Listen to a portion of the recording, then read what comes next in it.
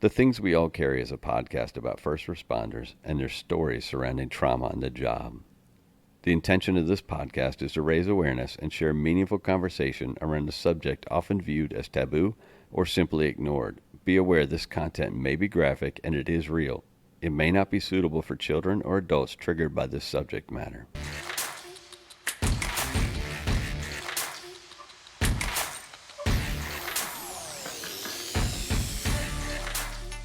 Thank you for joining me for another episode of The Things We All Carry. Today's episode is a conversation I had with Shawn out of Virginia. He started his career as a volunteer in the Buffalo area, spending 12 years as a volunteer before embarking on a journey as a career firefighter. He is currently assigned to a ladder truck as he approaches his 30th year in the fire service. This conversation was one I was looking forward to. Shawn has always been someone I respect and look up to in the department. I first met Shawn when I was a rookie in a neighboring first due. I had the chance to work with him on details and a variety of calls. He never shied away from speaking his mind in any situation, a trait that I both admire and share. He was as quick with a compliment as he was with the necessary critiques. A true fireman's fireman, if you may, and, unfortunately, a dying breed. A quick reminder to please help us build a community which not only recognizes but supports each other through the struggles and recovery. Reach out through Instagram at The Things We All Carry or email mystory@thethingsweallcarry.com to offer support and share your story. Please remember to leave a review on iTunes and give a shout out to any first responder you know, love, or care about. Y'all enjoy the show. Feel comfortable? Yeah, okay. Comfortable as can be, at least, because it's weird to have a mic in front of your face. Yeah, it's different. Kind of neat. Yeah, well, we'll see. I keep butchering stuff, so I sat here like 20 minutes, 30 minutes trying to do an intro for Marshall and Brian, and it drives me crazy just talking to myself. All right, so we'll go ahead and get started. All right, today we're sitting down with Shawn. He's out of Virginia. He is coming up on 30 years of total service in the fire department between career and volunteer. He volunteered in Buffalo for a few years and then came to Virginia to work as a career firefighter. I'm going to let him introduce himself, maybe give a little background on his family and his history, and then we'll get into our discussion. How you doing, Shawn? I'm well, thank you. Yeah, I volunteered for 12 years and actually trained for 4 years before that as a junior fireman before going active at the age of 18. So from 14 to 18, was drilling and training every week, and I just waiting for the chance to get to get to the show, if you will. And my dad joined the volunteer fire department a couple years before I was old enough to be a junior. From as soon as I was eligible and old enough, I got involved, and my mom joined the volunteer fire department as well. So it's been a family affair for us all along, and it's been a lot of fun. Been a lot of fun. And so in 2005, I always knew that I was meant to do this job. I always knew that that's why I'm here. I was hired by Prince William County in 2005, and here I am coming up on 17 years this month. What's the last 30 years been like? What kind of experiences? How do you find yourself? Yeah, it's been different. I've seen a lot of differences, I guess is what I'd say. It's been a lot that's changed, not only with how we do things, tools, equipment, techniques. I've seen so many things even come full circle back to how we used to do them after changing it. And but one thing that's been the constant really is the type of what we do, the incidents that we run, the things that we see, and have to process and keep going. When you were a junior, were you running calls or were you just training? No, we didn't run calls. We weren't able to run calls until we were 18. So we were just doing the training. Like I said, at least once a month, once a week rather, at least every Saturday. Sometimes we were taking other classes, certified first responder, things like that. And then 18, you slide into the volley house and go full bore. 100%. So what's that as an 18-year-old in a volunteer house in Buffalo? It was great. There really wasn't any big surprises. For me, everything was how I thought it would be. I was hungry. I was aggressive. I wanted to run calls. I wanted to learn. I wanted to train. I wanted to be part of as much as I possibly could in all aspects of that department. And I was a certified EMT almost right out of high school. I got my diploma from high school, and a little bit after that, I got my EMT card. And I'll never forget the very first call that I ran right after that. I was the only EMT on board for that call, and I was right away pushed into the lead guy at 18 years old. That's The very first that's call I quite ran. the gig at It 18. was different. There was a bit of an oh shit moment there because now I'm the person. I'm not looking to somebody else to tell me what to do or show me what to do. I'm the guy, and it was as scary as it was at the end. It was also pretty cool. It was pretty cool. So is there anything that stands out in those 12 years in Buffalo? There's pros and cons to everything, right? I love being on the job. And there's certain things that I feel are better about being on the job as a career firefighters. And there's certain things I feel a little bit better on the volunteer side. And the one thing is on the volunteer side is I feel more a sense of family. It's been 17 years since I've been part of that organization officially, but they still consider me family and I still consider a lot of them family. And when I go back there to visit, I'm always welcome there with open arms and good times bad. And then that's one thing I really do love about it.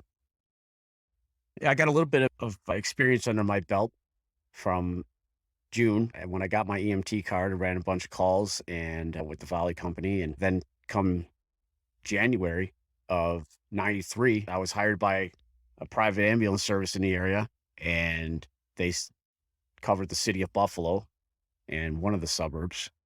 And I remember sitting there in that classroom going through new hire orientation. I didn't know shit about the city really. And a couple things they're talking about just blew my mind. And I was like, what? I remember thinking, what am I doing here? What did I get myself into? And they're talking about when you knock on someone's door, where to stand in case they start shooting through it or come out with a knife, or when you're walking down an alley at night, how to hold your flashlight so nobody, if they shoot at you, hopefully they'll shoot at the light and miss you. And we're the good guys. Why would somebody shoot at us? And I definitely wasn't ready for all of that, I don't think. But I got through the new hire, the orientation and everything. And then there I was, not even 19 years old, running calls in the inner city. Seeing things that, I just wasn't used to seeing, living conditions and the normal, and I say normal, but the things that come along with the calls that we run and seeing the shape that these people are in, that they call for our help and everything. But like I said, on top of all of that, I seeing that more of that than I ever had before in my 6 months of prior experience. And like I said, it's just going into the city, just so many times, just getting back in the ambulance afterwards or after the hospital, taking the person to the hospital and just trying to process what the hell I just saw. And what you saw just because of the living conditions or call wise? Just all the above. Okay. Like just everything, everything. You go through, depending on where you're running these calls and what section of the city you're going, just, you see everything you can possibly think of and then some, as far as all of the call types, the people, the houses, the living conditions, the everything. Anything that jumps out at you that, I don't know, was more memorable than anything else, or? I don't really think so. In the beginning, because the whole thing was just mind blowing. It was just so much to take in and so much to absorb. In the beginning, it was so much different from anything that I guess I really didn't know what to expect. So the first number of years was simply just getting used to it, for lack of a better way to put it, and coming to expect what you think you're about to run into or what you're going to see every shift or every call or whatever the case might be. And like I said, more normalizing it, getting more used to seeing it. So normalizing, desensitizing, maybe? Yeah, 100%. Yeah, I would say desensitizing. Yeah, for sure. So you make the decision to apply for a career department. What brings you to Virginia? How do you end up here? So friends of mine had already been on the job here for Prince William, some only by a couple of years and some by 5 or 6 at that point. And as hard as it is to move away from everything that you've ever known and loved, even when it's for a job that you love and that you want to do and you're meant to do, like I did, it's still hard.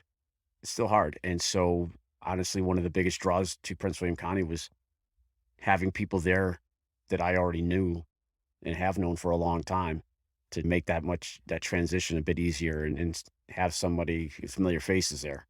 So was Prince William the one you targeted, or? It was. Okay. It was.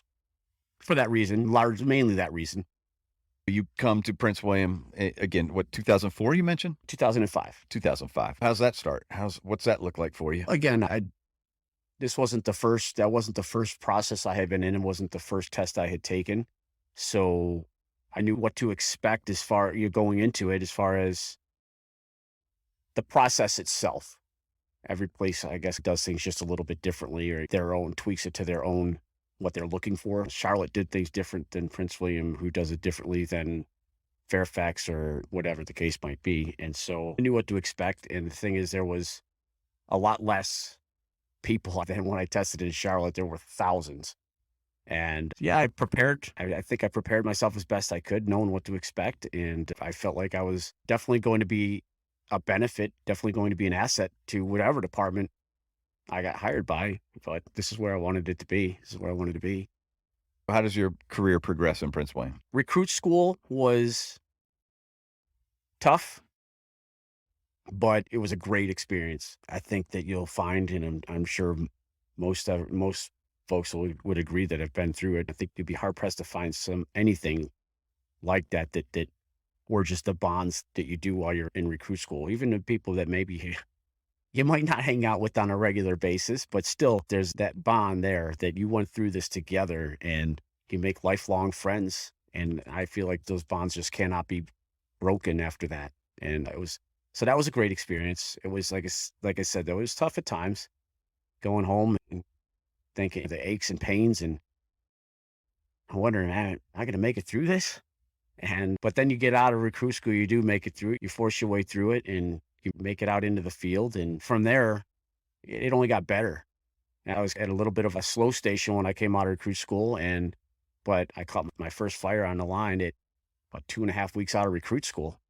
And it, you hear it all the time when people say, "God, yeah, this is the best job in the world. I can't believe I get paid for this." And there I am inside this house with a hand line putting out fire. And that thought literally runs through my mind, thinking to myself, this is awesome. The only thing better than going into a house fire like this is getting paid to do it. This is great.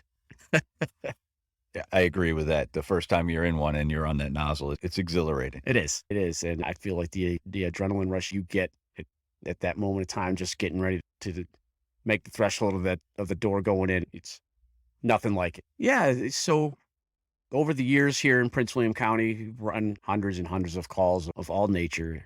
And it wasn't very long ago, actually. I'm running out of Station 4 now in Gainesville. And it wasn't very long ago, actually, just less than a year ago, I'd say.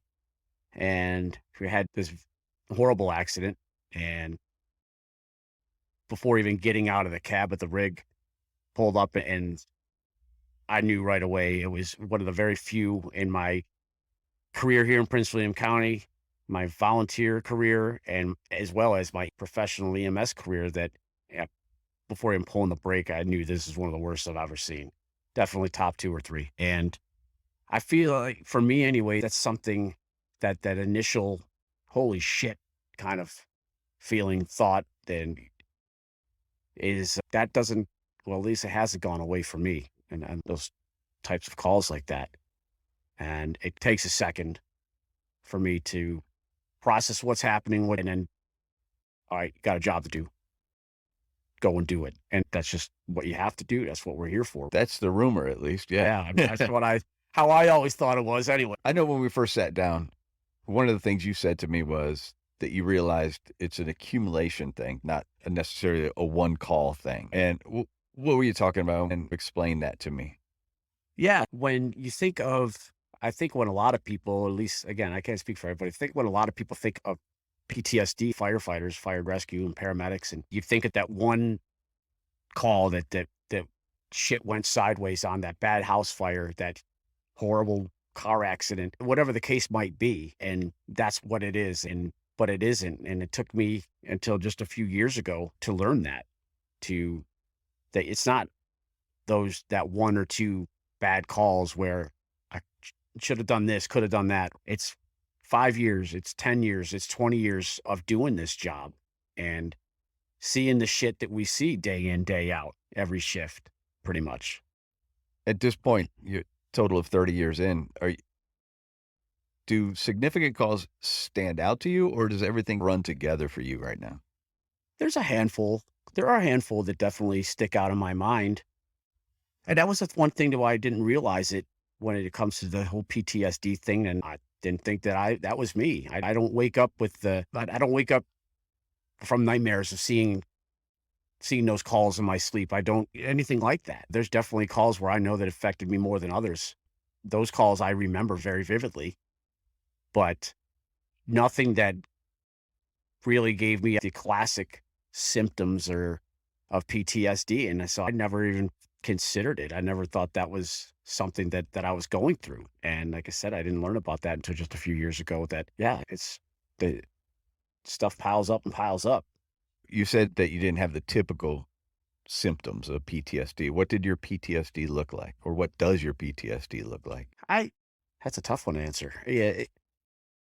I think mine is more, I get more closed off, I guess. I've gotten more closed off. Well, that's a tough one.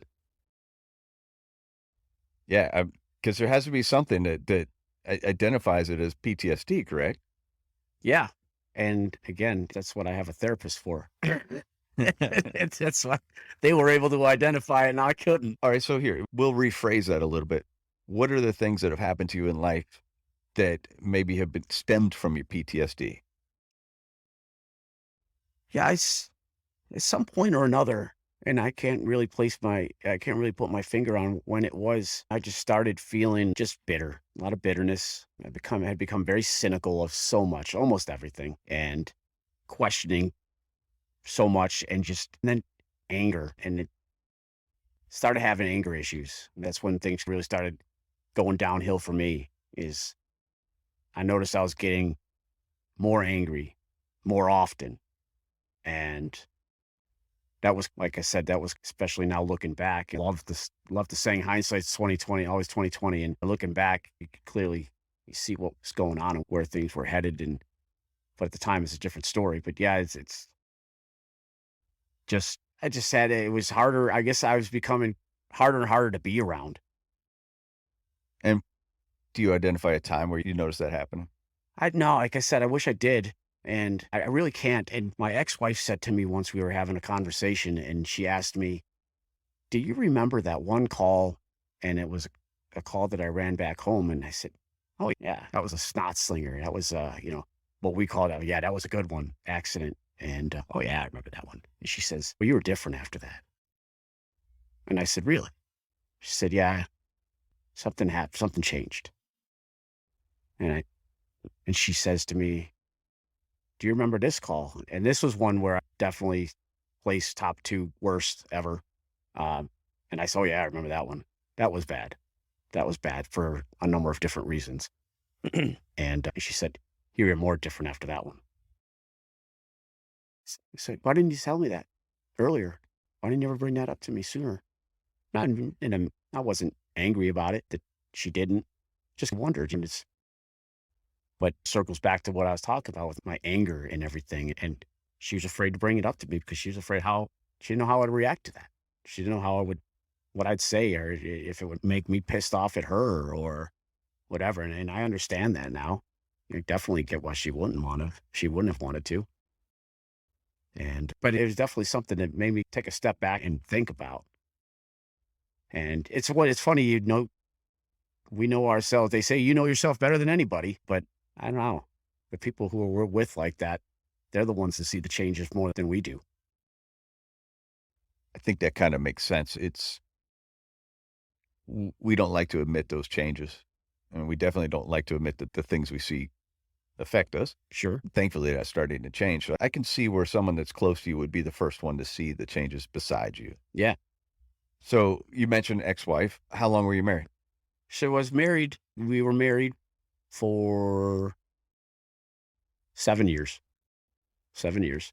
And we were dating for about 7 years before we got married.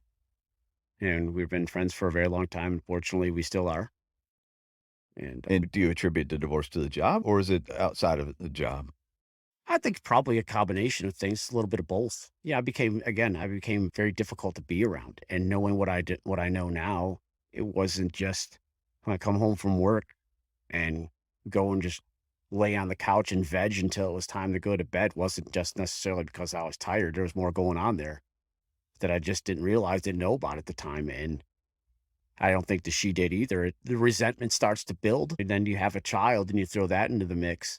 And she's working a full-time job and she's cooking dinner. She's feeding the baby. And then here I come home from work and I say hello and that's about it. And I go to the couch and I lay down and watch TV until it's dinner time and then it's time to go to bed. And I definitely understand how that would build some angst, if you will. And again, at the time, it's just tired. This day work schedule sucks. Just let me lay down. And now looking back, like I said, I realized that was maybe a little bit more going on than just that. What year did you get divorced? 14. After that, I was on my own for a little bit and things really never got any better as far as all that was concerned. I had a couple of longer term relationships that eventually ended and were ruined because all those things were getting worse. I'm more angry on a regular basis, and it just doesn't take anything to set me off now.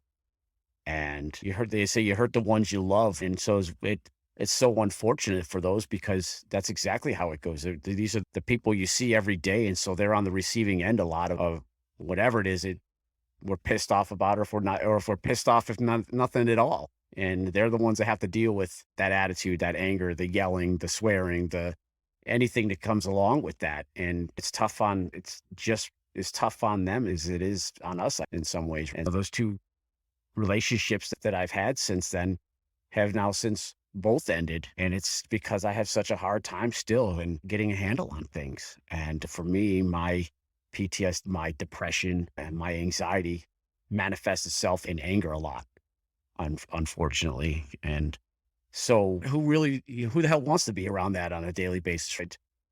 Right? One of the things that that I didn't understand or couldn't understand is why are you upset? I'm pissed off about this or that, which has nothing to do with you. So what are you getting bent out of shape for? What are you it's got nothing to do with you. But just being around someone like that, it wears on you, it catches up to you. And it's to the point where it makes that person hard to function and it makes them hard to do their job during the day and just live their life day to day. And when it comes to the point where instead of looking forward to seeing your significant other person you love, you maybe don't really want to or aren't that excited anymore. Obviously, that's not a good thing. When does this start to come to a head for you? I think things really came to a head in 2018.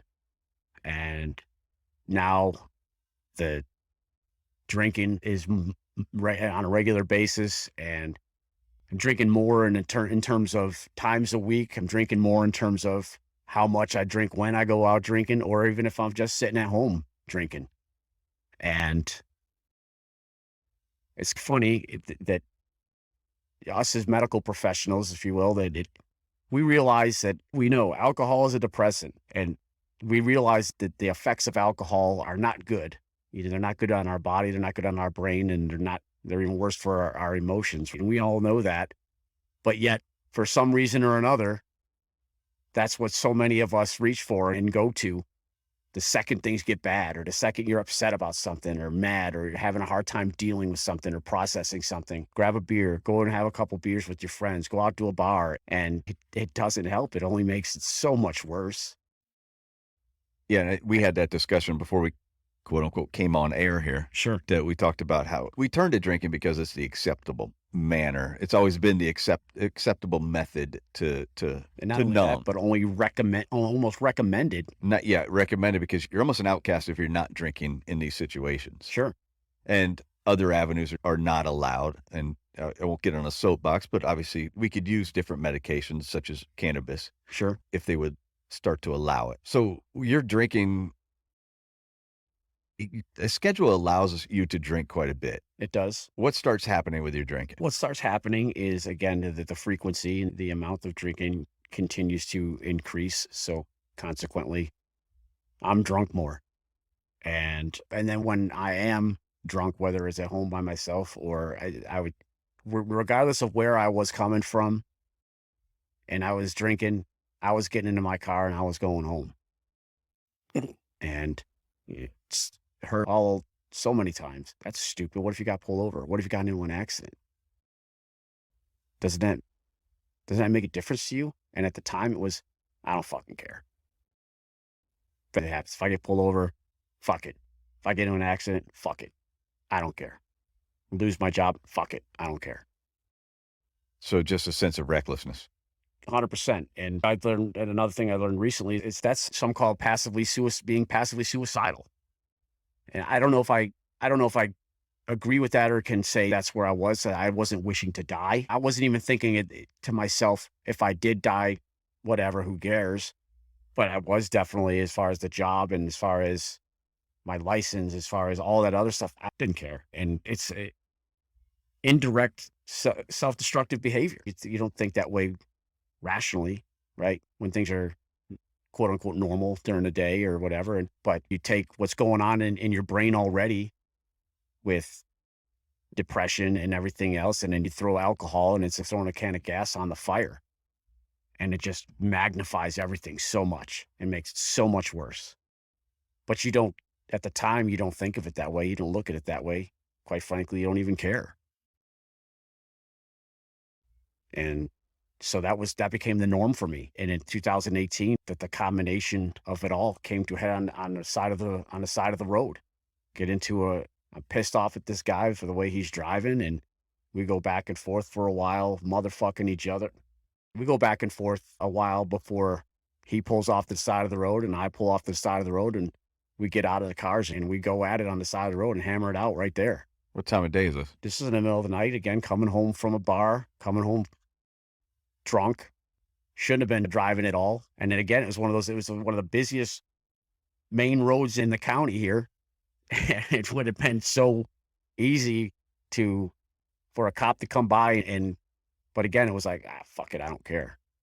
I don't care. And so this guy and we have a roadside fight right there. And when it ends, he gets in his car and drives away. I get in my car and drive away and feel like it's over with and everything. But it wasn't for me. I somehow managed to break my foot while in that fight. And so that puts me out of work for however long, X number of months, till I needed surgery to fix it. Then I needed rehab and so on and so forth. And so now I'm already at a dangerous level. I'm already running in the red. And so now all I got is more time to sit there by myself with my thoughts and drink. And it just, again, it only gets worse. And in that time, my uncle, my godfather, who really meant a lot to me, who I looked up to very much, passed away unexpectedly. He got sick and passed away. And really, like I said, he meant a lot to me. I really looked up to him. And I always wanted him to be proud of me. I always hoped that he was proud of me. And where I was at right there at that point in time, I think, shit, who the hell would be proud of this? Look at me. And so I go to his funeral, and his wife was hoping that I would be one of the pallbearers for him. And she sees me hobbling on crutches. Now I can't be a pallbearer. Now I feel even worse. I don't know if I hoped that I made him proud. I hoped that he was proud to call me his godson, but I don't know. And now I can't do this, and I feel like I can't be his pallbearer. Now I feel I let him down. I totally let him down. And that was something that that only made things worse.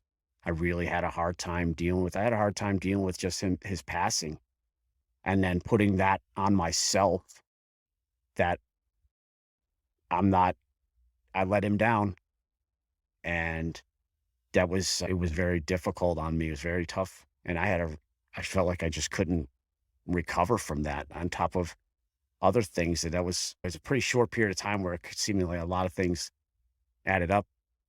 Well, maybe not a lot of things, but in looking back now with the big steaming pile of shit that was already there.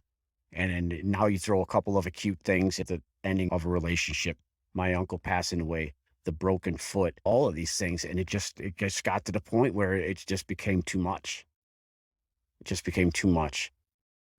And again, I keep using the phrase, it got to come to a head, but here's where it really did. And thank God for the friends that I have. Typical day off, drinking. Of course, it was a day off because I had a broken foot.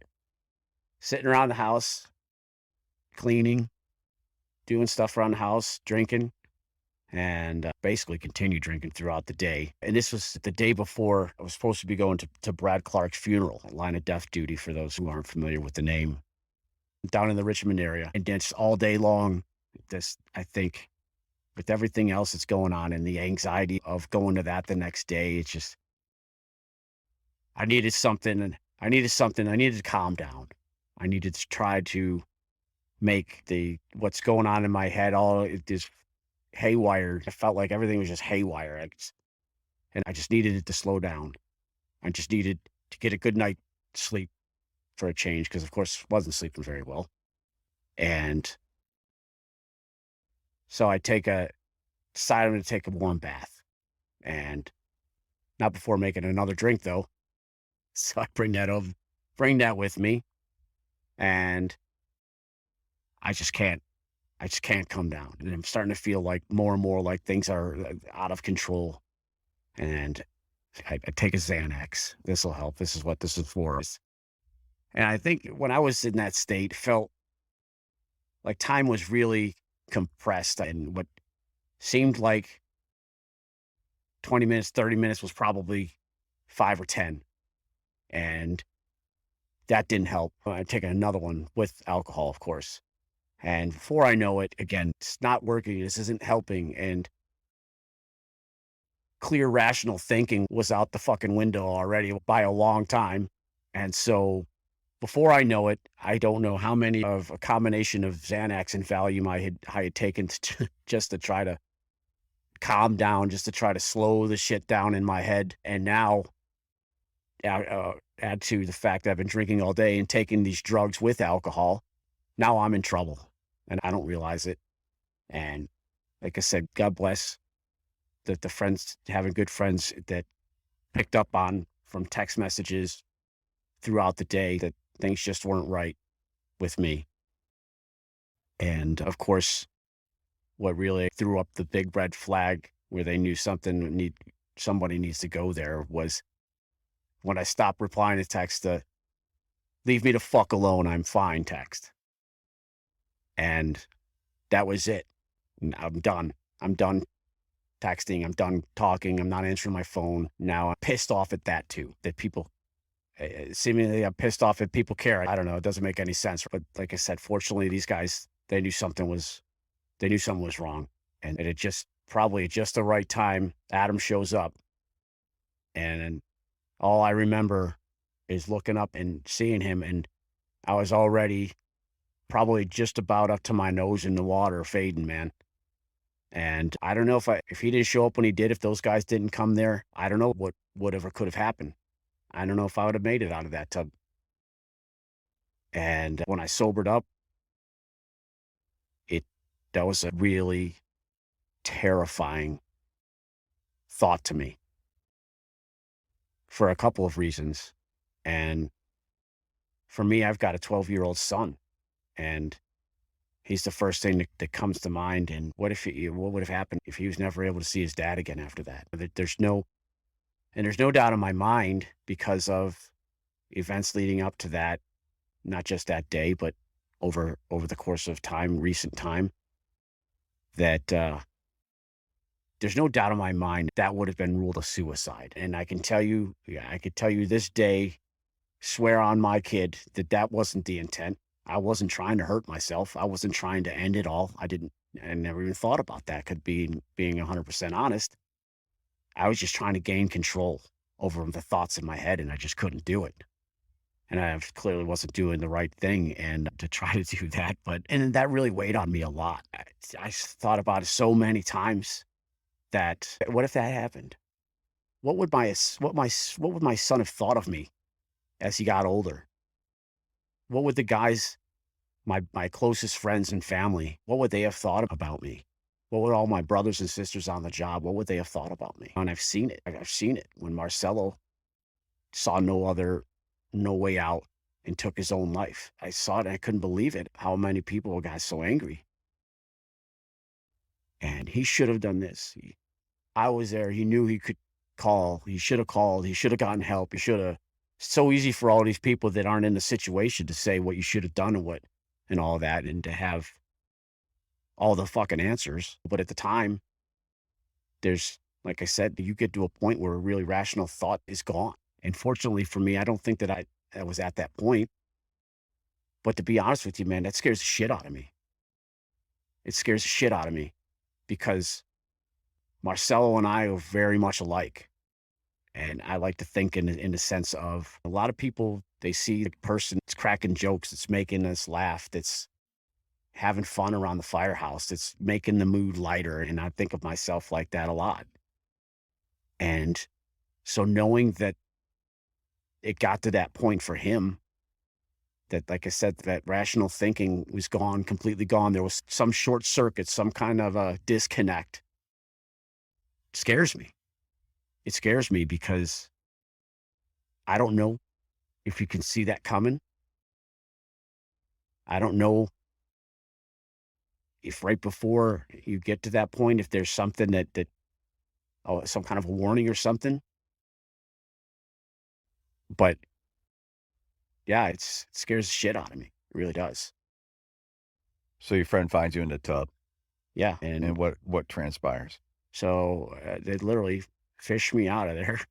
And they quickly realized that this is more than just an acute thing. There's something more going on here than just one day of drinking and getting upset and getting to this point. And Adam knew some folks from the union that run the IFS Center of Excellence in Maryland. And he made a couple phone calls right there on the spot and stayed on the line with them when he explained to me what it was. I didn't really know. I knew of it, but I really didn't know exactly what it was. And that they think, we all think that you need help. And they think that this is the best way to go with this, that I need this center. And I do remember agreeing to that. And so pretty much right there, we get in a car and we're off to Maryland at whatever the hell time of the night it was. It was all such a blur to me. The ride there, when I first got there, and they do a very detailed health screening when you get there. I don't remember it, but they did. And they got me a bed, put me in it apparently, and passed out. And when I woke up the next morning, I knew where I was. I remember going there, but I didn't recognize anything. And I get up and I'm looking around and I feel like shit physically. I feel like shit emotionally. I just feel like shit. And on top of that, now I'm scared. I don't know what to expect here. I don't know what I'm doing there. Fortunately, there was a guy from the Boston area that evidently spent the whole entire night sitting by my bedside because Mike and Adam wouldn't leave if he didn't. Big guy, big burly guy, and she takes me, starts to show me around a little bit. And comic relief is such a good thing. Just what snapped me out of things a little bit is he said to me, when he told me he sat there at my bedside, he promised those guys that he would. He said, in that Boston accent, if I'd have showed up for you on a call, he said, I'd have fucking tubed you. He said, when you were breathing, you were only sitting at about 82%. And maybe people wouldn't think that's very funny, but it's, like I said, for me, it's what it snapped me out a little bit, and I was able to relax a little. And so then you start getting your feet under you a little bit with the center, and you start learning what's going on, and there's clinicians there that steer you in the right direction as far as your treatment is concerned, which way you're going to go as far as mental health, strictly mental health, or there's substance abuse involved there. And so you get a program, I guess, that's developed for you, and which includes group sessions during the afternoon. Every single day you're doing something there. And so you have couple group sessions in the morning, or one in the morning, two in the afternoon, however it works out. But you also have one-on-one sessions with your clinicians during the week. And it's great. It is, in my opinion, is the absolute best place on earth for people like us to go to that need that help. And they work magic there. They really do. And not only the staff, it's the group sessions are great. You learn a lot about each other. You learn a lot about yourself in these sessions. But after dinner, it's like the firehouse a lot. There's a day room, there's recliners, and that's where the real therapy, I think, takes place. You get to talking to guys, and you find the common thread between, and there's a common thread with all of us there, and you find out what it is with this guy or this woman, and the things that the one biggest thing though that we all have in common there is that everybody wants to get better, but we all want to see everybody else around us get better as well. And it's such a great environment to be in. And the support is just overwhelming. Unbelievable. I thought that for the most part, maybe that the brotherhood of the fire department was dead, but it was definitely on life support, I thought. And this completely renewed my faith in the brotherhood of the fire service. And I've never seen anything like it before then. And I haven't seen anything like it since, to be quite honest. And that's where the real healing takes place after the sessions during the day, at night, in the day room around the fire pit, and getting to know the guys and hearing their stories and you telling your story. And yeah, it's an amazing place. I can't say enough good things about it. I really can't. And the thing I tell people that maybe are having a hard time, that are struggling, is, or whether they are or not, to be honest, I said, I hope that you don't get to the point where that's the type of care that you need. But if you do, please go there, because there's not a better place on earth to get the help that you need. And you won't regret it. You won't be sorry. So many good things come from there. It really does. When we sat down, I don't know, that was a few weeks ago now. We first sat down to do an interview and talk about the show. You mentioned something that stood out to me, and you said it was about comparing trauma. Yeah, that was a huge hurdle for me to have to overcome.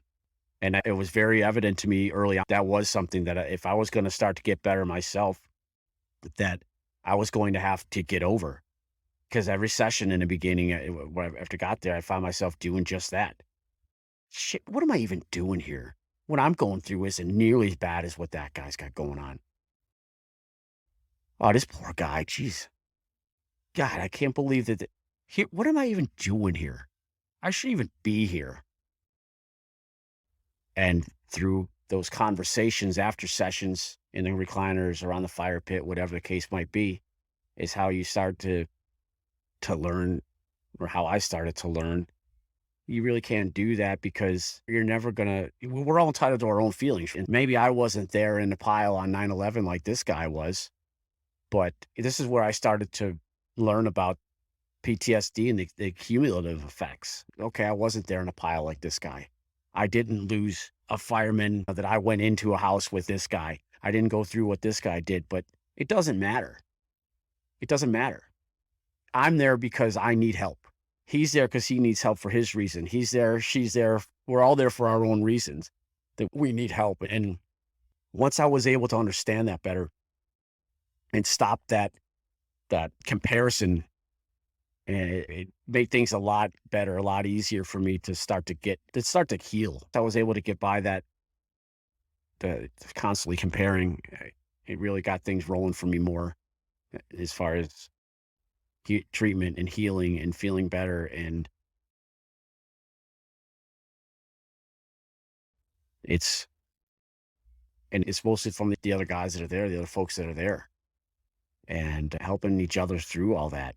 And I've never ever seen the pay it forward concept like it is there. And again, it's all for the right reasons. They just want you to be okay. When I showed up there, it's funny now to think about, but when I showed up there, because I wasn't planning on being there, I get there, I would have a zipper down hoodie, a t-shirt, a pair of gym shorts, and one shoe. One fucking shoe, because my other foot's in a boot. And that's all I had. And this was in the fall. This was in, what, September? No, October. This is in October. So it's still nice out during the day for the most part, but it got cold out during the night. And the longer my stay there, it started getting cooler even during the day. And I made mention of that to, I call him Chick, the Boston guy who took me under his wing. And I said, "This is all I got." Oh, and a toothbrush that they gave me at the medical. At least you had a toothbrush then. Yeah. I guess it could have been worse. And after that, man, there was so many times I come back from a session in the afternoon and I find a pile of clothes on my bed. That Chick went and told people, this guy needs help. That's all he got. He wasn't planning on being here. His friends brought him in, and that's all it took. And these guys, sweatpants, t-shirts. Yeah, a guy gave me a brand new pair of Nikes because it was a half size too small for him. And his wife sent him. Here, take it. I don't need them. And I said to Chick, I said, "I don't know where any of this came from. I don't know who to thank." And he said, "No, nobody here wants that. Nobody needs that. Everybody's here for each other." And that, that went such a long way with me, man. It really choked me up because I'm not worthy of that. I'm not, why would anybody do that for me? That is the point I was at. I wasn't deserving of all that. And I am.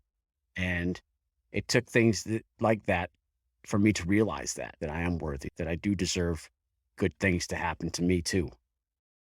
And again, thanks to all those guys there that helped me with that. And like I said, it went such an incredible long way to, may not seem like much, but man, it was a huge thing in my recovery there. It really was. So how long do you stay at the center? So I stayed there for a little over a month, 35 days to be exact. And just get the absolute best care, treatment that you can. And one of the things I love about that place, the Center of Excellence, is we all refer to it as the bubble. It's your safe place. And if you just want to be there and you don't want to know anything that's happening in the outside world for as long as you're there, you can very easily do that. You don't look at a TV, you don't look at anything else, you just focus on what you need to work on and get done.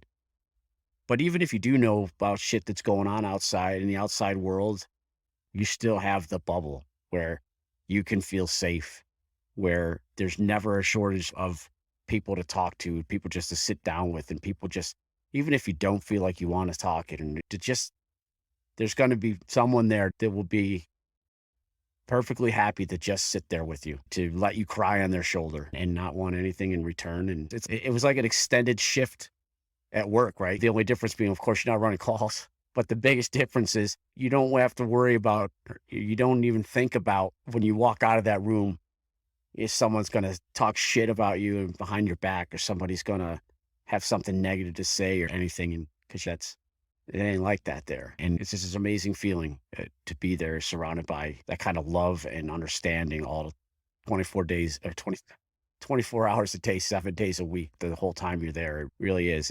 I spoke of the bonds that you make when you're in recruit school and everything. And you believe me, those are incredibly strong bonds. But now having been through both recruit school and the Center of Excellence, man, it pales in comparison. It really does. These guys, it's almost indescribable. Really, it is. But I will also say this, as good as the care is that you get there and the treatment and everything else, that's not the silver bullet, right? That's not a fix all. That's just the beginning. And it's not easy once you get out of there, once you're out of that bubble and the safety of the bubble. And now you're on your own. Now it's incumbent upon you. There's no one saying, you got this session that you have to be at 2:00 or whatever the hell time, or you got this meeting with your clinician. It's up to you now to do what you need to do to take care of yourself. You got to use the tools that they gave you to help yourself. And for me, fortunately, they front loaded us about when you leave there. For me, it was the first little bit, week, 2 weeks, 3 weeks, whatever. Man, it was tough. I'm not going to lie. It was tough for me. I'm glad that they front loaded me with that information, saying that it is going to be easy right away. And it wasn't. And Man, it started right off the bat for me when I got home. And I walked into my house after 35, 36 days, and it was kind of funny to me because the last thing I remember was I was off that day and I was cleaning the house. I was tidying up around the house, doing stuff. And when I walked into the place, it was a fucking disaster area. It was a mess. And again, knowing what I do now, it makes sense 'cause you're that funk, that depression, and you don't, whatever. I'll get to those clothes tomorrow. I'll put those dishes away later. And for me, it was waking up whenever the hell I felt like it because I didn't have work to go to, and coming down and go from bed to the couch and then pretty much back up to bed and all day, every day. And it's, but that's one thing I remember being surprised about is I thought that I remembered cleaning and when the place was like such a mess. And I don't know, type of moment where I thought that I remember seeing so differently. And then, but on top of that, I got out 2 days before Thanksgiving and my place is a mess. I don't have the bubble and started, it almost started all over again right away. The thoughts in my head. And I called my ex-wife and I said, I don't have anything to offer Tyler for Thanksgiving. I'm not gonna make a dinner. I couldn't even sit at the table if I wanted to right now to eat. There's so much crap all over it, and so just I want him to have a good Thanksgiving. I'd keep him with you. And fortunately, she was very persistent saying, "No, I think that you need to spend the time with him, and I know that he needs to spend the time with his dad." And so finally, I agreed. I said, "All right, you're right. Okay." And so I decided that I was gonna take him for Thanksgiving, even though I had nothing planned. I didn't have any idea what I was gonna do or what we were gonna have to eat. And it wasn't gonna be the traditional Thanksgiving meal, of course. So in the meantime, though, my good friend Mike invites me to have Thanksgiving with him and his family. And at first, again, it was so easy to start falling back into the same old habits. No, I don't want to impose. I don't want to put you guys out on. And again, he was very insistent. I finally agree, and I was so glad that I did. Again, I was welcomed, treated like family, me and my son, and it ended up being a really good Thanksgiving. And there was a lot for me to be thankful for, and I continued to see it in the support and the willingness for people to be there for me, and then it helps so much. It really does. What's it look like today? I know you had some things you wanted to talk about, the fire service and mental health, but what's it look like today for you? It's it doesn't end. It's sometimes are better some days are better than others, and sometimes you fall back into a funk, and again, it's all on you. It's all on me to utilize the tools that were given to me at the center, and I continue to see a therapist on my own, and some days are just tougher than others. They really are. And it's not you don't come out of there free and clear and with no worries ever again. It's sometimes it's a struggle still. One of the things I learned or I picked up on over the years in this field though is don't get me wrong, I'm a huge proponent talking about things. Get it off your chest, even if it's not something that, is keeping you awake at night. Obviously, when you see something that you're not used to seeing and that your brain is not used to seeing that you shouldn't be seeing. You shouldn't be seeing people burnt up. You shouldn't be seeing people's bodies contorted from an accident or whatever the case might be. And even if it doesn't necessarily quote unquote bother you, those are the things I feel like you need to at least talk about because you recognize, wow, I've never seen anything like that before. But I don't like the fact that it seems like everything needs to be so formal. Everything needs to have a title. Everything needs the hot wash. We're going to hot wash this when we get back to the firehouse. It doesn't need to be so formal. And I'll never forget the first time I went through that. It was back home, and the one accident that I mentioned earlier, they took all of us out of service and took us someplace. And I remember walking in, and chairs are in a circle. And again, God bless the people that were there trying to help us, because they truly want to help. They want to do something to just be there. And so they talk a little bit about getting things out and what just happened, and they want us to share. And when they open up the floor to us, you get all of us looking at each other.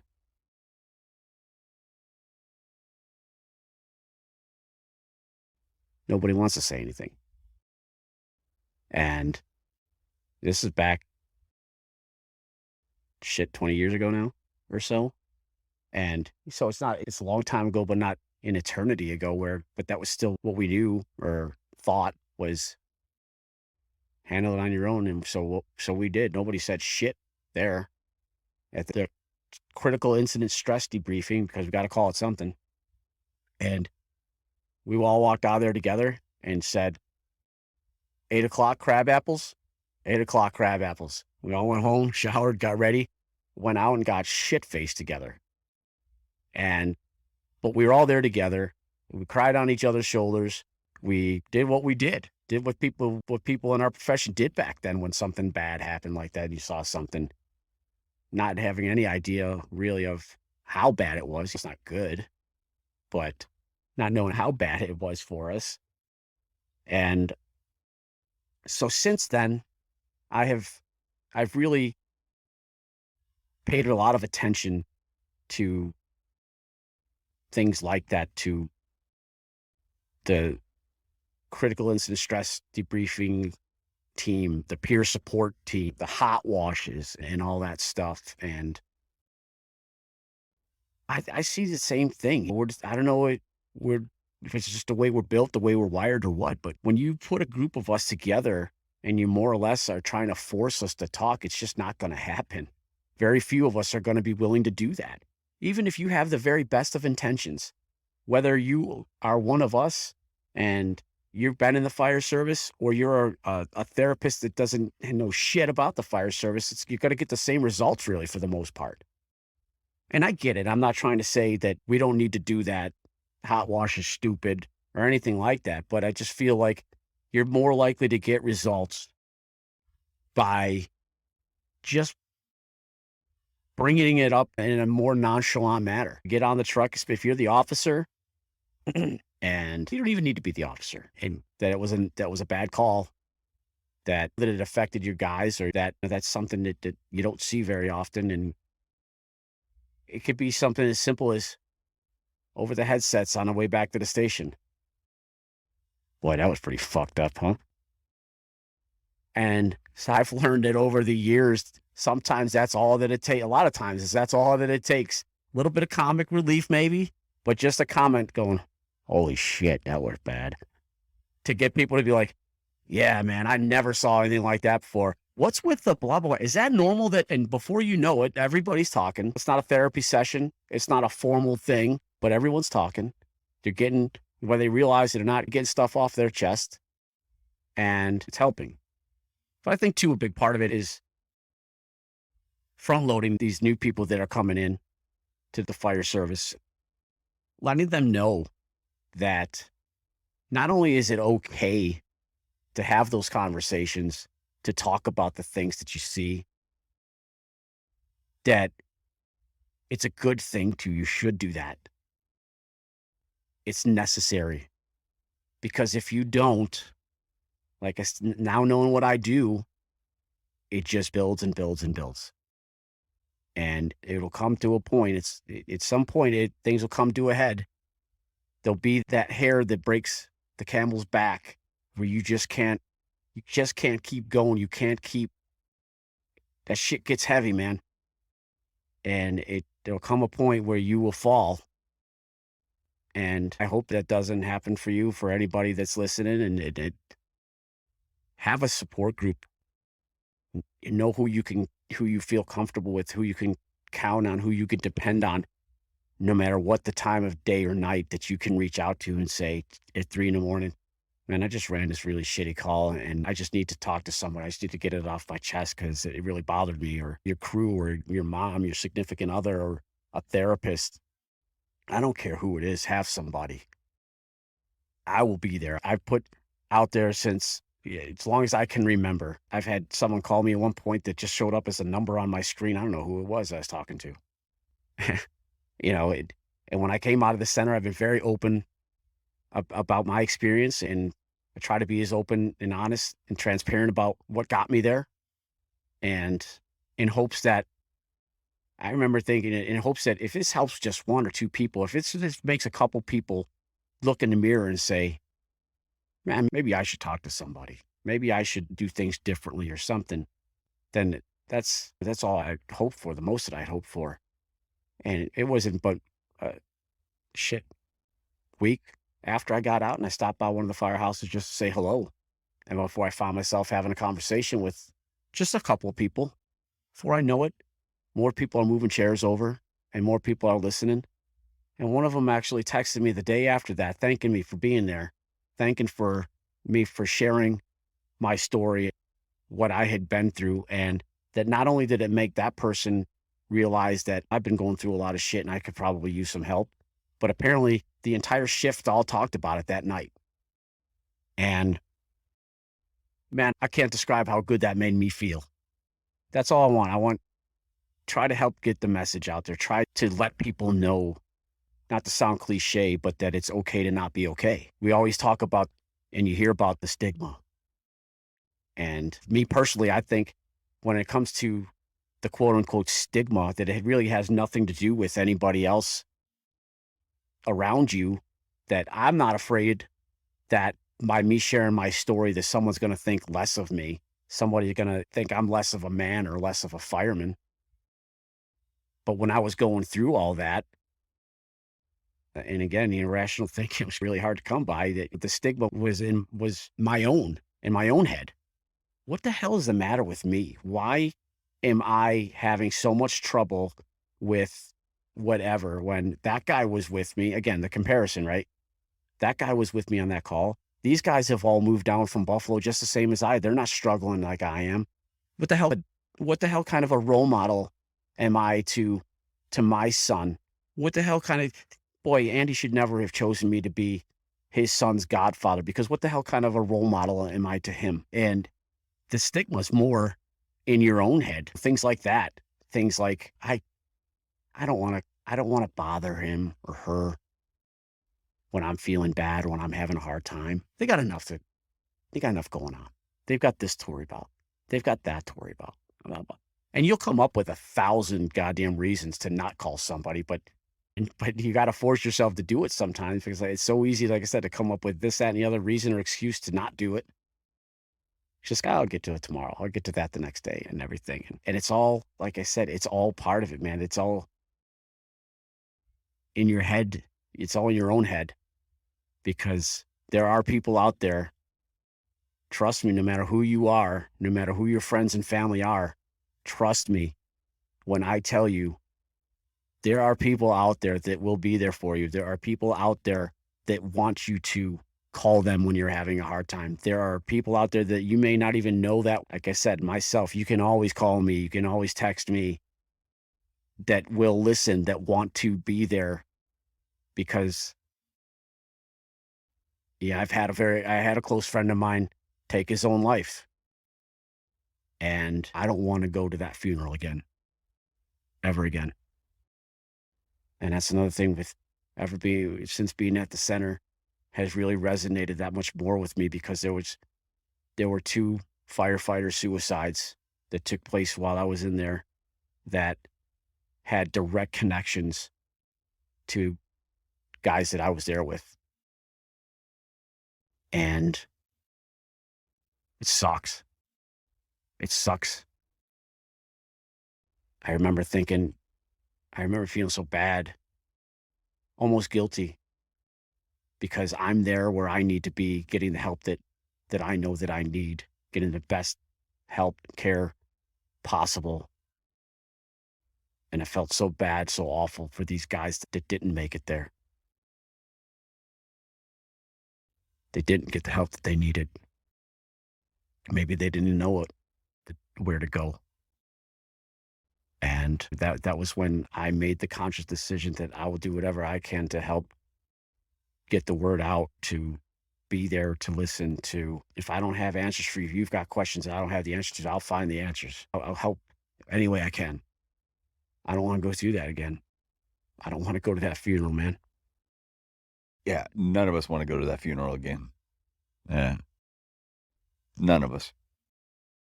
And like I said, they say a lot of time that the first step is admitting that you have a problem, or and that is true. The first step is admitting that there's a problem, that you have a problem, that's just something not. I don't want to say a problem, that something's not right, that things are not good.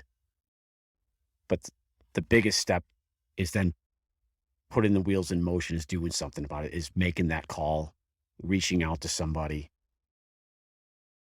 And again, you'll find so many different reasons to not do it. Just find the one reason that gets you to do it, helps you do it, makes you do it.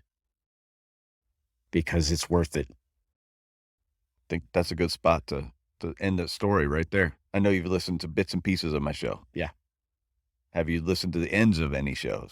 Yeah. All right. I'm going to ask now. I'm going to ask about an everyday carry, because we call the show The Things We All Carry. The stuff we take into a fire, the stuff we take into any call. We bring stuff out with us. We bring stuff out with us just by going to work as well. Sure. Not even having to go on a call. Yeah. So what's something that is a physical item that you carry with you every day, or something that you want to have with you all the time?